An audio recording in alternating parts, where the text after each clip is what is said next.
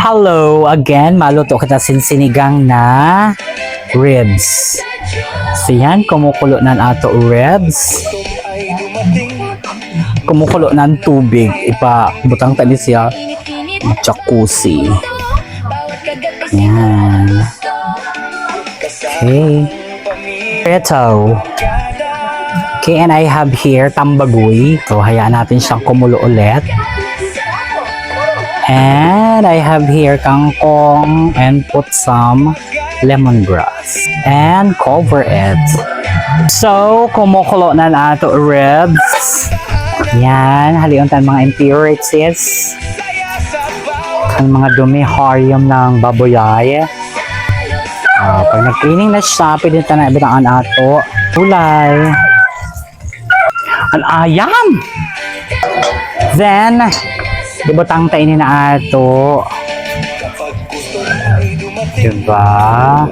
Radish. Ay, medyo makudat-kudat. So, put the radish. Then, mix this together. Butang tainin mamaya tatimplahan siya. Na si Ramon. And cover again. Then, ang ato pinirito na ribs. Para sa ating mga children.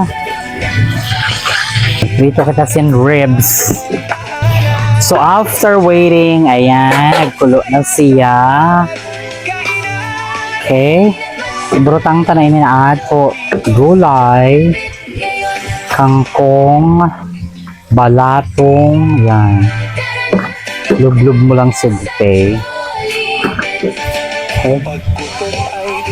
Alright. Ayan. Lub-lub mo lang siya ng ganun, oh. Mekas na to. Ang ato sinigang na ribs. So, binutangan tayo na yung sinsili. Wala kitang siling haba, pero mayroon kita siling labuyo. And butangan tayo sin granules. Okay. Konti lang. Then next. Okay. Wag so over. Maapaw ang ating sinigang na ribs. So ready na siya. Cover naman natin siya ulit.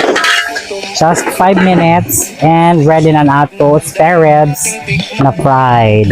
Then after 5 minutes, ayan, perfect. Diba? So taste natin siya para ma-balance na ang lasa.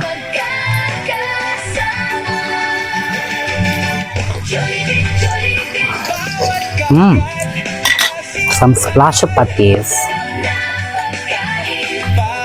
So, okay na ini na ato sinigang. Super duper delicious. Perfect. And I have here fried spare ribs. Perfect.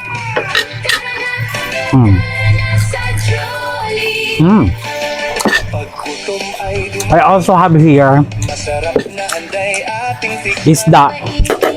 So, napahalat niyo mga ka-chalabit, magluto naman kamot sin sa diri niyo na version sa sinigang, fried na spare ribs, and fried na tambagoy.